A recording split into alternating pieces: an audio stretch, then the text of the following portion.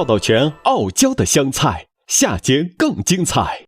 道道全傲娇的香菜，现在继续。这里是由道道全冠名播出的傲娇的香菜，油酸高达75%，道道全高油酸菜籽油。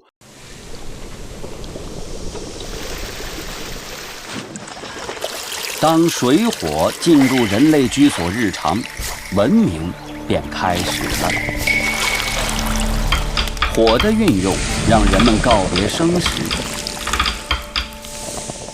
而水的参与则打开了味觉的新世界。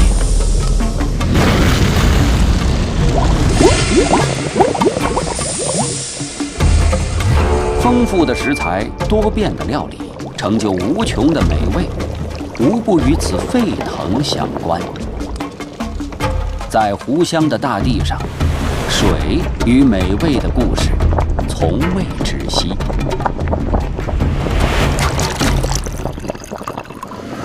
过来做饭的遇到吧？那过了1点不到水真的不是多吃蛋糕。看到说要换那批的来不调不了就落过来。啊，现在霸菜计划是不得那么好。在嘈杂的后厨，声音的大小或许能反映资历的深浅。让你看改变了就不落过来了。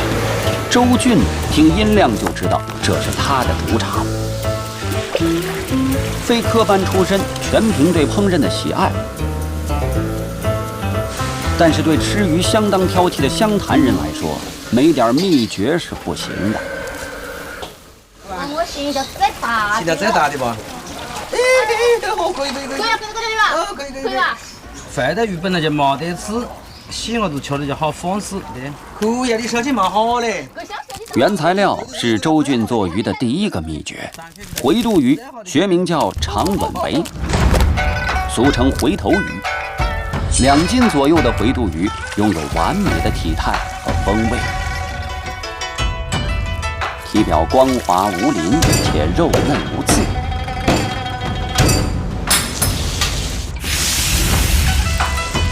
煎到表皮金黄，再翻个面，另一面也煎黄之后，水煮活鱼的关键角色即将登场。在周俊的经验里，纯净水中的矿物质含量少，能够最大程度萃取并保护食材的原味。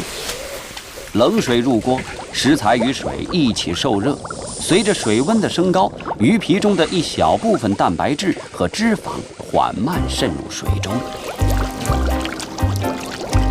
大火翻腾，脂肪被分解成细小的微粒，在蛋白质的作用下，形成了水包油的乳化液。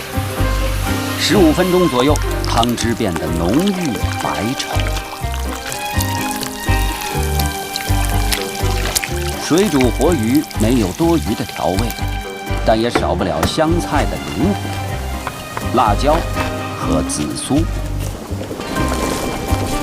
100度的水温瞬间萃取出2者的香味，调料味道恰到好处，不会因为没有经过淬炼而生涩，也不会因为久煮而失形失色。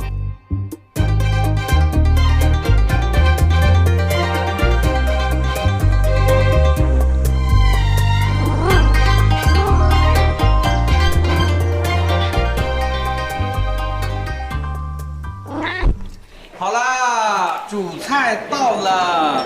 您点的是少辣是吧？少辣对。其实下次您过来，您别讲少辣，就按我们的口味，其实也不辣。水煮活鱼各地都有，在湖南人的认知里，往往是特指湘潭水煮活鱼。湘潭是依借湘江滋润而成长起来的码头之城，鱼是这里餐桌上的永恒主角。这名堂嘛，你过着可以当出来吗？唾沫放进来。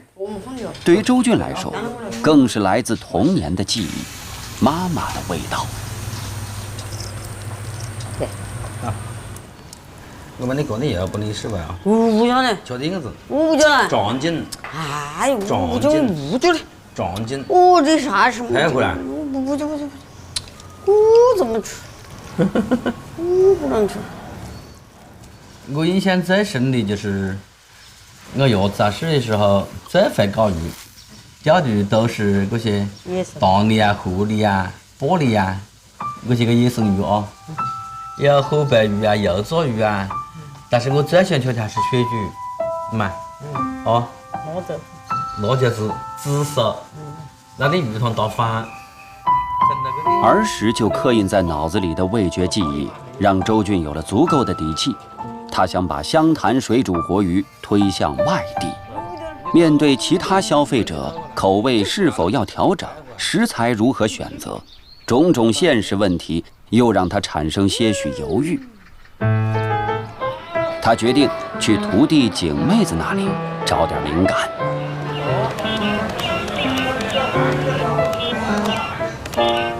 在湘潭吃水煮活鱼，真的是找景妹子不？我只能滚爹呢，不能滚弟，因为我还有个师傅在高头。人还是要谦虚一点不？我师傅的水煮鱼啊，各有各的特色啊。站在我的角度说啊，我的当然好吃啊，但是你不能告诉我师傅了。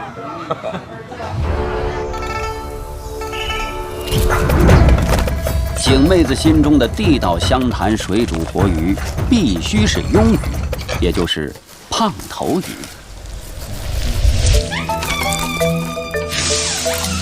与师傅周俊的做法稍有不同，景妹子用整鱼下锅，两面油煎，变色后主角登场。它的主角不是纯净水，而是100摄氏度的普通开水。在景妹子眼里，水煮活鱼的关键，一是要大火，二是要沸水。开水入锅，鱼肉中的蛋白质快速收缩凝固，鱼肉的鲜嫩被牢牢锁住。整鱼烹煮，开水缩短煮鱼的时间，在最大程度上保持鱼肉的完整性，避免鱼肉松散。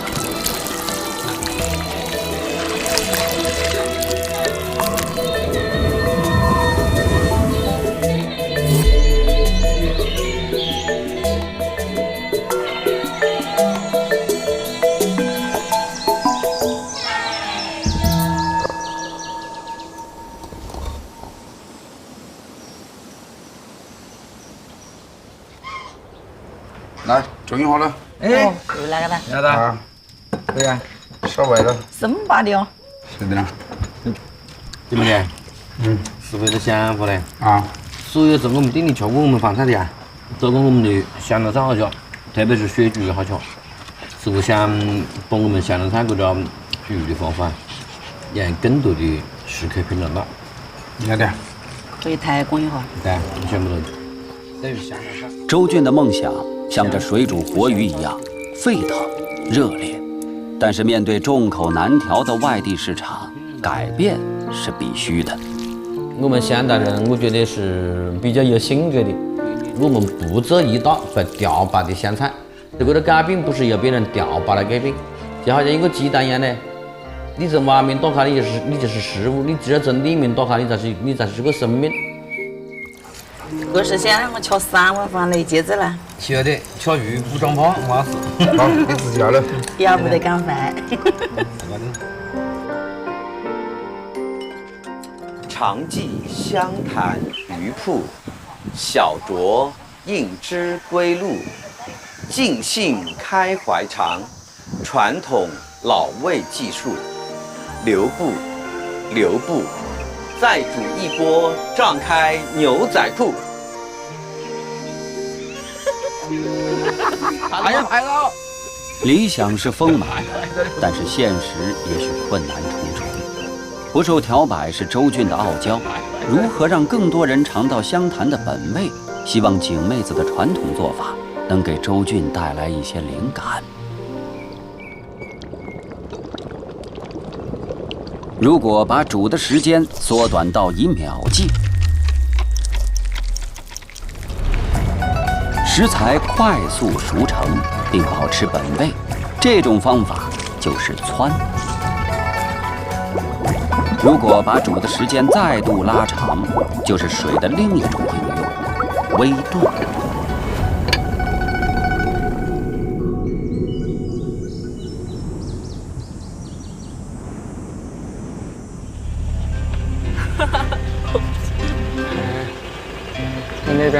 这个全都是米，上面那一片全都是种的树。到熟了的话，叫奶奶给我摘一点。湖南常德桃源，韩振华的老家正是这里。他此番回家是为儿子的定亲宴寻找一个硬菜，他要以此来搞定自己的未来亲家。这些被烟熏火燎过的辣货，就是他做这道硬菜的必备食材。他们将在韩振华的手中摇身变成招待宾客的桌上佳肴。如果说水煮活鱼让水变成了味道的载体，常德钵子菜则让水变成了风味的融合剂。对呀，你妈妈明天过来了。我们这边的习惯就是无钵不成席。如果说我们不做几个钵子菜，就表示对他们不尊重。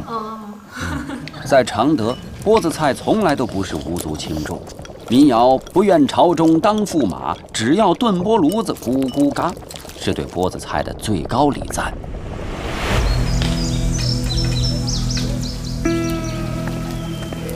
腊猪蹄是定亲宴的主菜，准备工作从前一天晚上就得开始。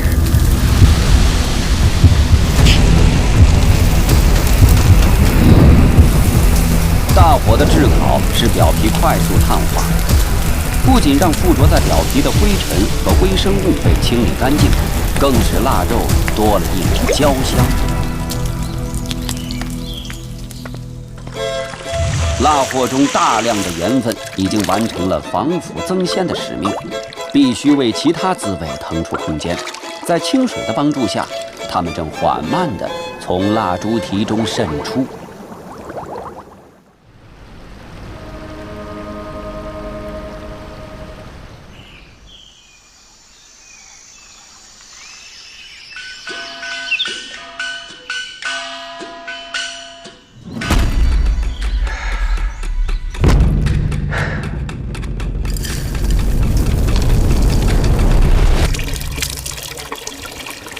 亲家，这是第一次呢，亲家没见过3次啊。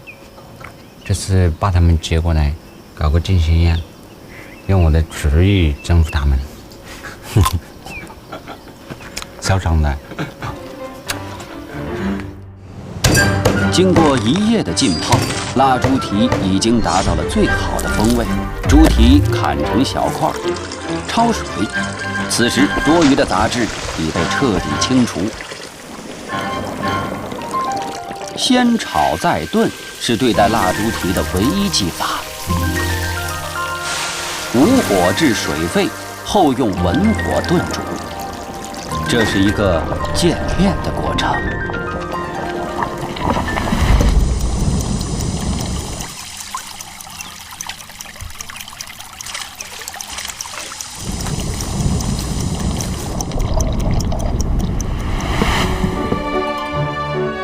食材内部的可溶性风味物质在水分子的持续震荡下，渐渐地融入汤汁中，与调料的滋味融合出了新的风味。整个过程要持续80分钟。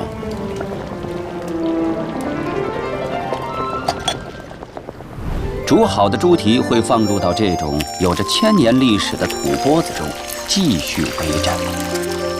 随着时间的推移，融入汤汁中的味道又渐渐地重新渗透到肉中。这种相互渗透的时间维持得越长，滋味就越鲜醇，口感也越酥烂。一滚抵3鲜，说的就是这种境界。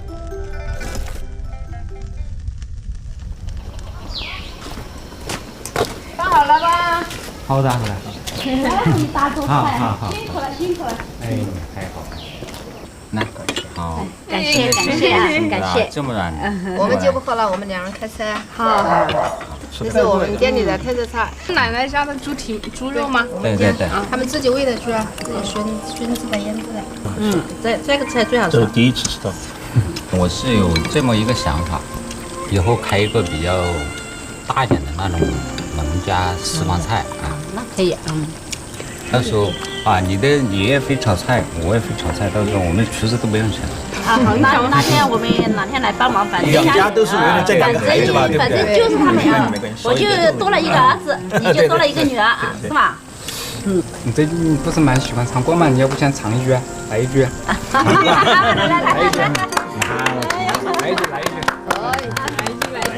唱一首吧，唱吧。当天的。没事。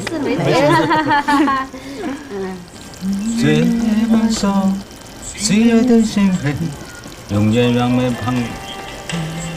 悠悠长路上悲，人人我很老实，盼我来能我不要问告别，但愿念在你的心中有着光明。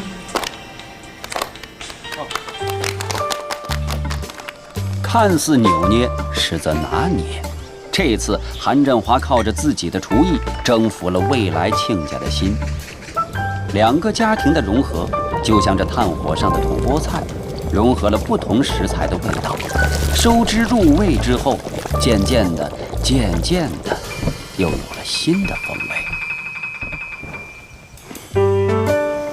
是人生燃发精神的微妙的要素，莫如姜。天真烂漫的孩子，渐渐变成了野心勃勃的青年；感慨好侠的青年，渐渐变成了冷酷的成人；血气旺盛的成人，渐渐变成了顽固的老头子。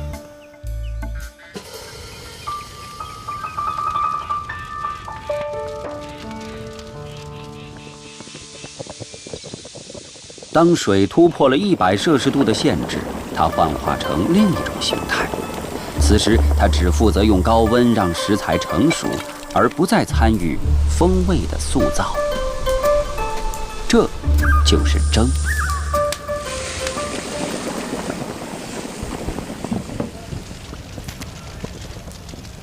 杨燕在蒸的是昨天晾晒了1天的茄子，在经过3蒸3晒之后，会摇身变成浏阳的传统零食盐汉茶。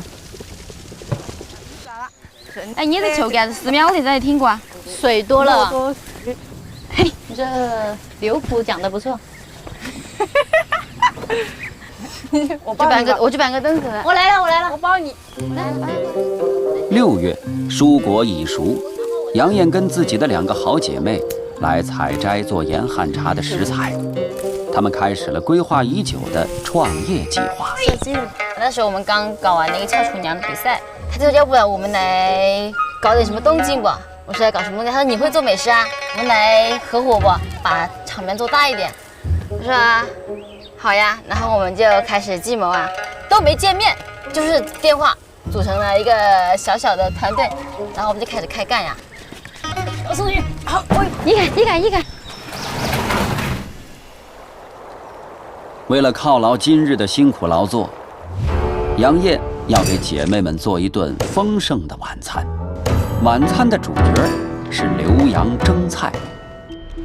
浏阳蒸菜的3大法宝：豆豉、辣椒、山茶油。辣椒没有煸炒或火烤之后的干裂，反而多了一丝温和醇厚。有着1000年传承的豆豉是蒸菜的主要调味料，提供了咸鲜味。杨梅则是一把开启鲜味的钥匙，它将赋予鸡肉淡淡的水果香气，而山茶油气味清香，清热化湿。昨天晚上一个讲这都没的，我给你提篮子，行，但那你就肯定不能画呀，提篮子是个打下手的活，对吧？我就擦点防晒呀。那你不要擦那么白嘛，抹黑一点嘛。就这样。在杨燕准备晚餐的时候，另外2姐妹开始了她们的短视频创作。你们现在所追求的网红火的那个，不是我天天的日常生活吗？随随便便我就火了呀！把镜头拿近一点。拉了。这个粉丝吧，总是有那么几千上万个吧，只是他们差了一部手机，而且可能搜索不到我。你要不要来玩一玩？可的，看嘛，又不会在这里。哎呀，当时想的真的是信心倍增。创业虽难，但乐观的精神要一直延续。捡来的这些螺，也为今晚增添了一道新菜。从大田螺的壳中把肉挖出，去内脏。新鲜的紫苏、薄荷、韭菜切碎，加上调料和螺肉拌匀。经过这番复杂的操作，不同的香味开始在螺壳里发酵。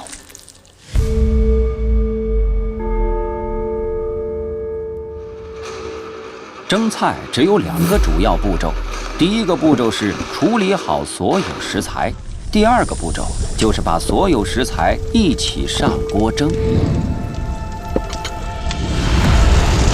旺火沸水，食材可以在更短的时间内成熟，食材的造型不被破坏。相比于其他的烹饪方式，蒸菜时水蒸气的温度维持在100摄氏度左右，很大程度保留了营养物质。20分钟后，蒸菜出锅，看似简单，却是一门艺术。从食材、火候到时间，包含了人们对美食的纯粹追求。你觉得先吃哪个？这个好，那你先来。我用这个好不好？甜味。对啊，我用吧。还不甜吗？这么甜，刚从地里面摘回来的。我觉得你在我的心里会更甜一点。你看，从英文不讲那个。我哋唔最香嘅，我喺表情就俾佢表情好好看。你们家的老公都没在家，我家老公这几个菜都喜欢，要不我带给我老公吃。你怎么好死？你公用法子。杨艳和汤岑都是返乡的青年，王丽也是嫁过来的大学生。3姐妹的丈夫都常年在外打工，作为留守女性，她们希望能通过自己的努力，给家乡带来一些改变。你怎么看这个？可以吗？你看，我到哪去洗一下了？好的，就是它，我大家没得可以撒盐吧？你想，姐，来晒的花婆把你可以拿来臭的个。我这个盐巴需要匀哦啊。的永正和东正多少年级？给你3个人英文差点，你想哦，那他年纪不来。好相许。就是咱们过节那会儿，大家都团聚一堂嘛。虽然家里面老人家也都在一起，但是少那么一个，可能就是因为他是我的一个支柱嘛，所以就感觉会有一些小失落。创业成功的话，我肯定第一时间就会跟他分享这个喜悦，但是我也会尊重他的选择。当然，我希望他回到我身边。在这个自然质朴的大山里，一切似乎都是那么单纯。经过巧妙的化妆和妥帖的打扮之后，却乎会使多少细心和敏感的女子感觉自己比原来更神采奕奕了，似乎增添了不小的魅力。内心中荡漾着无尽的欢乐，更加坚定了自己的信心。没了，后面啊，大家一起的，你不提醒我忘了手机，你手机我忘了，我忘了。更想带着喧闹的，好，预备，开始。更想在这喧闹的、沸腾的生活里，风风火火地做出一番璀璨的事业来。是吧？好，我拖后腿了。浏阳大围山中的3姐妹怀揣着小小的梦想，前方好风景在等着她们。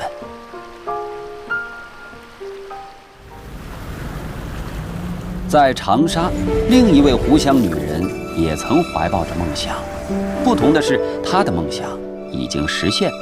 24年前，她用干蒸的方法独创了湖南吃鸡的新方式。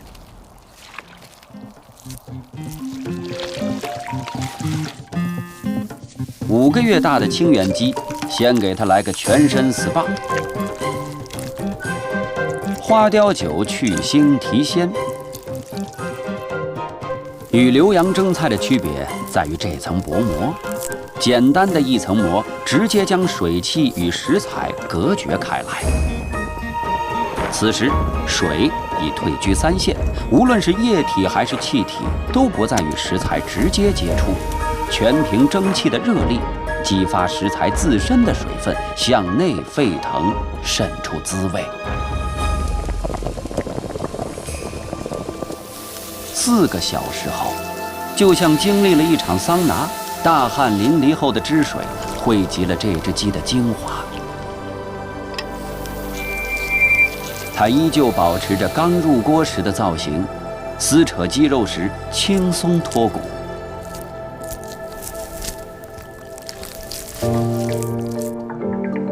红辣椒没有，青辣椒也没有，这也许与你印象里的香菜有些许出入，但就是这个原汁原味，也能让你口腔里放烟花。喜不喜欢吃啊？来，阿姨给你弄汤来。创造这道另类香菜的就是他，胡艳萍。20多年前，人们对香菜只有辣的刻板印象，胡艳萍要创造一个新的吃鸡方法，颠覆这种认知。大哥，现在你莫成堆，水多了，你这个水是干蒸的，没这么多水，是不是？哎，试一下。因为你水多了，它就不浓郁，看到没有？不是，你也知道为什么这么多水是哪里来的水，看到没有？凭借着湖南人霸得蛮、耐得烦、拼狠劲儿的精神，在近100次实验后，他硬是将这道菜研发了出来，成就了20多年来长沙人的味觉记忆。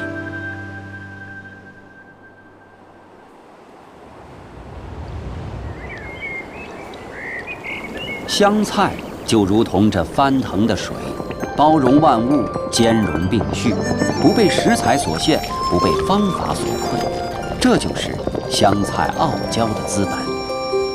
我到马丁记者去看香港水煮鱼，你支持我呗？你去给我，你去我当我的行政总厨噻，当我的厨师长噻。我都不可能。周俊已经下定决心到外地去开店，他要让湘潭菜走出湖南，走向世界。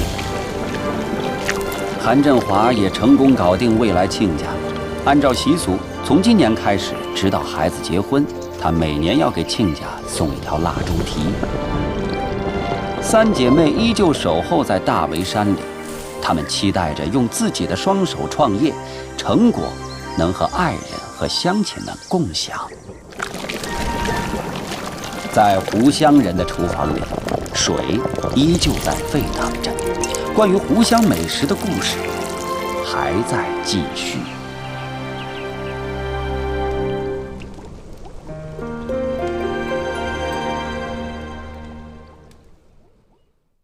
油酸高达75%，道道全高油酸菜籽油。道道全提醒您下期看点。炒的技法争奇斗艳，门派林立，各式绝技在锅与铲之间上演。